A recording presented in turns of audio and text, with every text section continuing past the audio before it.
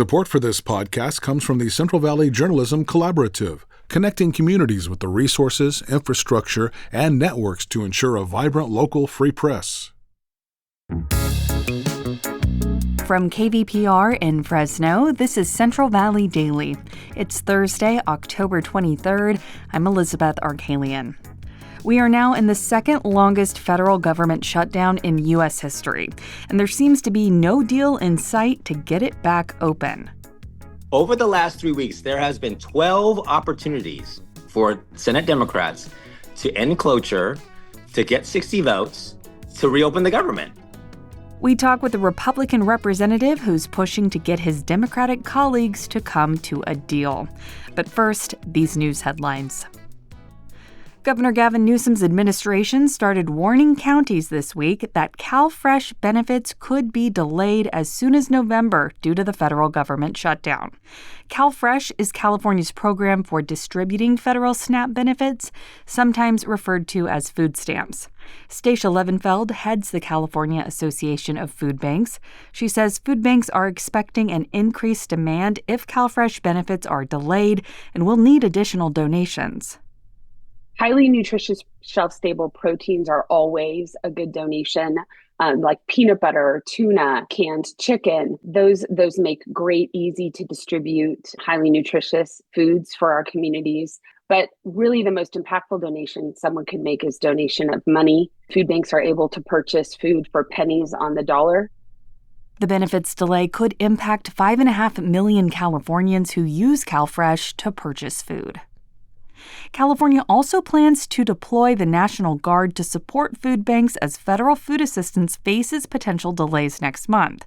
Food banks are among the programs supporting Americans that will likely face disruption to federal assistance programs next month if the government doesn't reopen.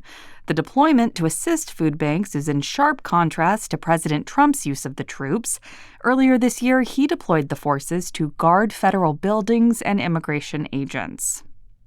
And locally, Fresno County supervisors are also sounding the alarm on the ongoing federal shutdown. Residents who rely on food stamp benefits are being notified of the potential disruptions.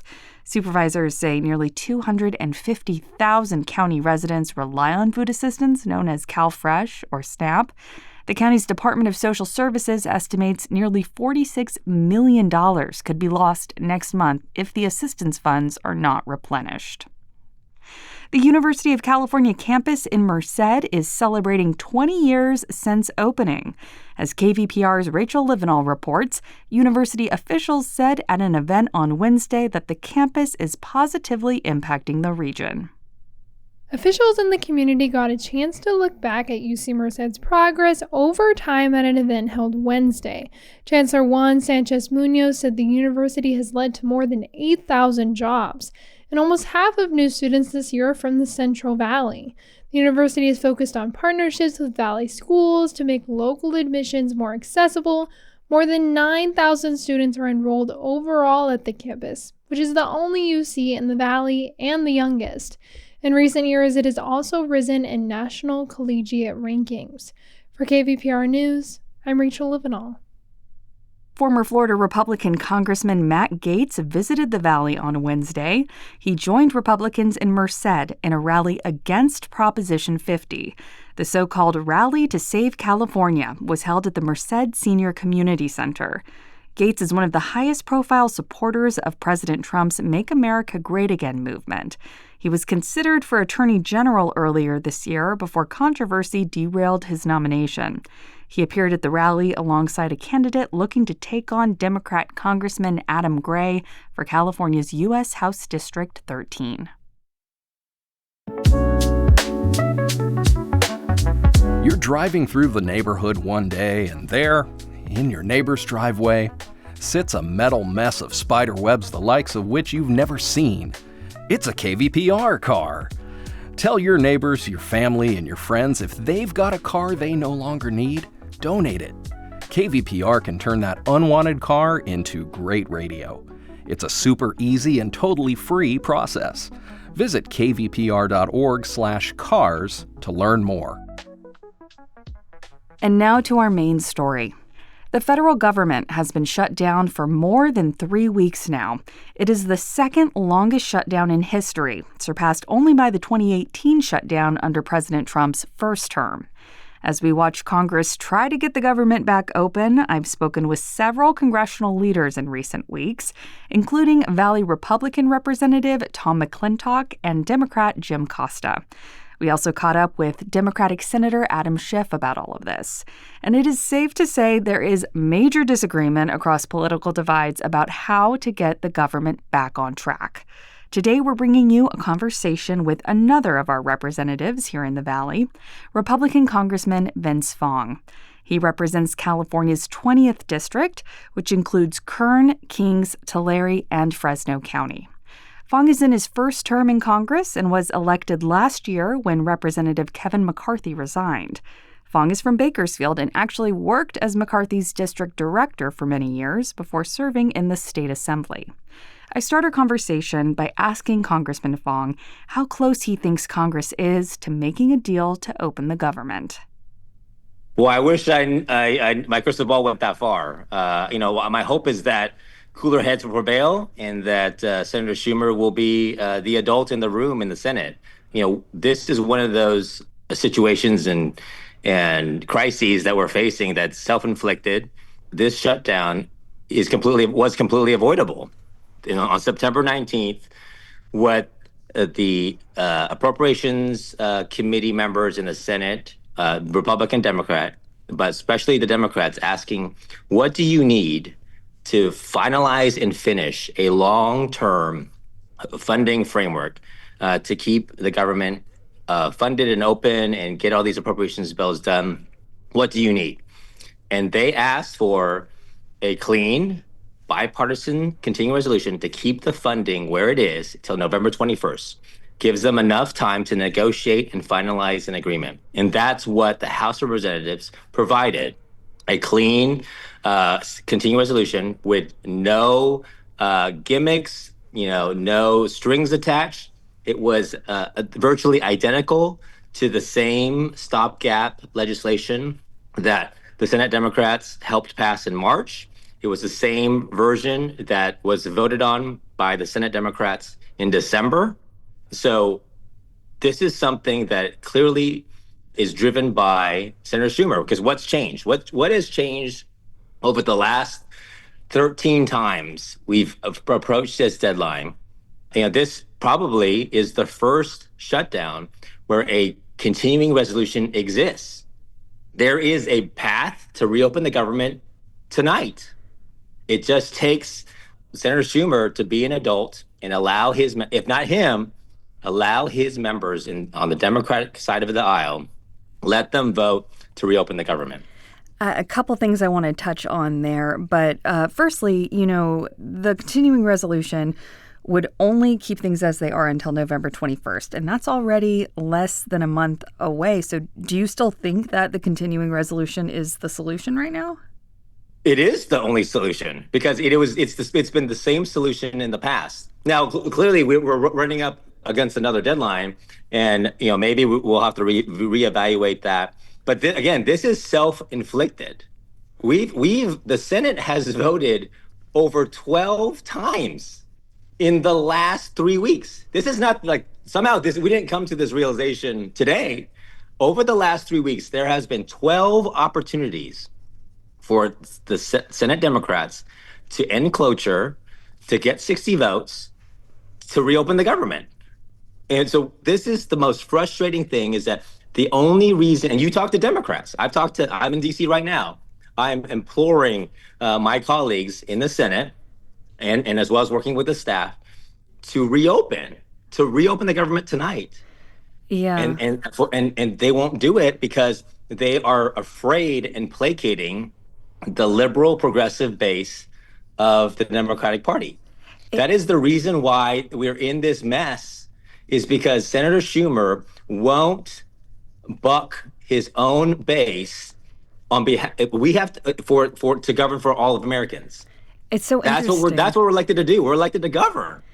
Yeah, I've heard the same remark from folks who say Republicans that they're afraid of President Trump. and that they won't come to the table. So people are calling it the Schumer shutdown. Other folks are saying, no, the Republicans are afraid of Trump.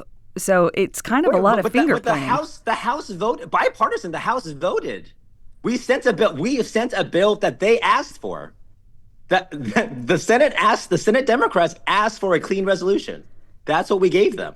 There's 60 votes. It requires 60 votes. Mm-hmm. And don't take my word for it. Go back in history. Senator Schumer in March. Senator Schumer in December. Senator Schumer over 13 times said government shutdowns are not the way to govern, that they're terrible, that they have real consequences to the American people. And so if you don't believe me, take the words of Senator Schumer. Take the words of AOC. Take the words of Tim Kaine. Take the words of every single Democrat that has in the past rejected this hostage taking that is occurring. What has changed over the past 10 years when everyone has been critical of shutdowns? What has changed until now? The only thing that's changed is that the Senate Democrats don't like the president. I think, my reasoning for bringing up kind of commentary on both sides is to illustrate the finger pointing that's happening. And I'm not sure that that's advancing the needs of the American people. But there's finger pointing on both sides. But what's the truth?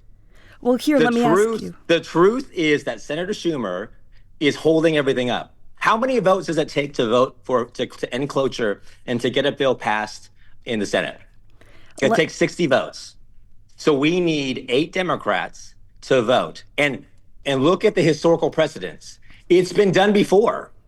Again, as I said before, this is the first government shutdown that has occurred with a continuing resolution passed and in place. First time. And the consequences are real. California has lost. It's going to lose $2.1 billion each week. It's lost $9 billion in GDP. We've got vulnerable families that through WIC and SNAP that aren't getting their benefits on time. You've got military families. You've got law enforcement. You've got Coast Guard members. You go through the list of families that are impacted by the shutdown. This is not an academic conversation. Senator Schumer has said in the past, you can't hold the government hostage with a shutdown. And we agree with them, except for he's doing the very thing that he has criticized in the past.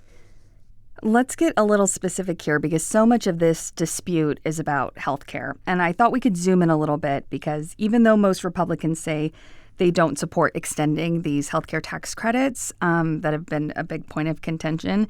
At the same time, President Trump will soon be launching Trump RX, which the goal is to connect people with cheaper prescriptions. And here in our Democratic-leaning state of California, we actually have something similar called CalRx.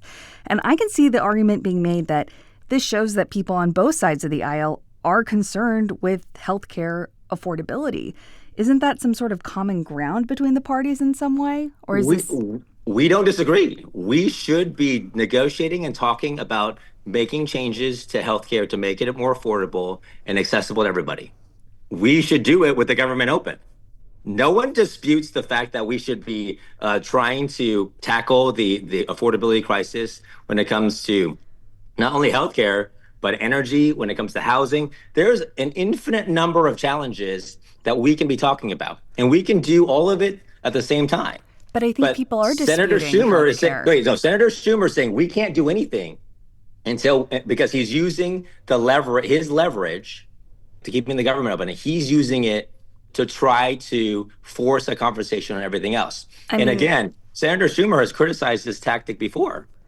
Sure, but there's also a lot of criticism that, the Republicans are putting out a message that extending these healthcare tax credits would fund people in the country without legal status, which isn't true. And that's true. It's totally true. To a fractional degree, specifically for emergency services. Have you read And I spoke with your colleague, Tom McClintock, who also was critical of that. But I want this to be a productive conversation. So I want to know, because you have written that you think Democrats have partisan demands. What specifically is partisan that they're pushing for that you don't agree with?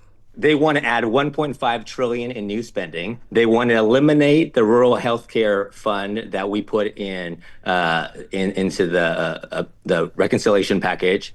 They want to undo the guardrails that were done in the reconciliation package. There are things that they're trying to take away that are now in place. So all of that being said, look, we should have that conversation. We're a deliberative body. Congress is designed to have arguments and discussions of both sides.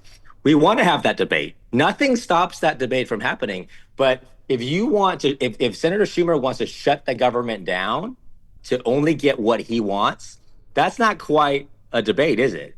That's not a negotiation. That's hostage taking.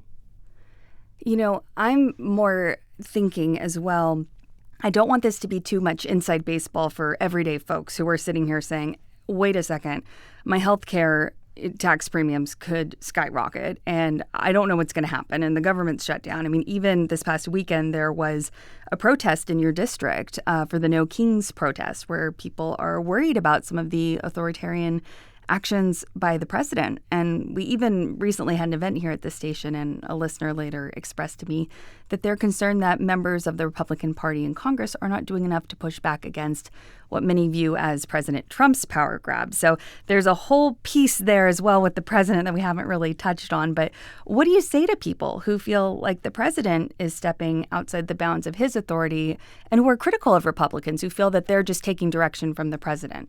We want to have that negotiation. Look, how does a bill become a law, right? You and I can have this conversation. It has to pass the House, it has to pass the Senate, and it has to be signed by the president. The ultimate irony in this situation, when people talk about the No Kings protest, if President Trump was a king, we wouldn't have a shutdown. He'd reopen the government. But we're in a shutdown right now because we can't get a bill through the Senate because the minority party is holding everything up to try to extract things that they want. So again, if we're having an honest and transparent negotiation, then let's have a negotiation. But if you're going to somehow hold the entire federal government hostage with the real consequences you've outlined, right? The COVID healthcare subsidies, they were designed to expire.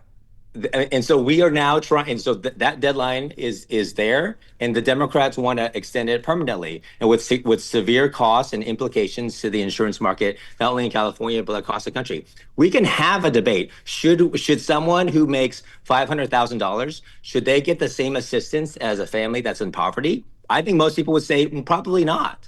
Should we be talking about expanding rural healthcare access even more than what we did? Absolutely. Should we be addressing the nursing shortage and the shortage of doctors in the Central Valley and throughout rural America? Absolutely. Should we be providing incentives for that? Should we look at ways to find more cures and to modernize our FDA system? These are all things that we should be debating in the healthcare space. Congressman Vince Fong, thank you for your time. Thank you. And just a point of clarification, people in the country without legal status are entitled to emergency care, but do not receive federally funded health insurance such as Medicare. And that is today's show. Have feedback for Central Valley Daily or maybe a story idea? We would love to hear from you. Email podcast@kvpr.org. Today's episode was produced by Jonathan Linden and KVPR with support from the Central Valley Journalism Collaborative. I'm Elizabeth Arkalian. You can find the latest local news anytime at kvpr.org.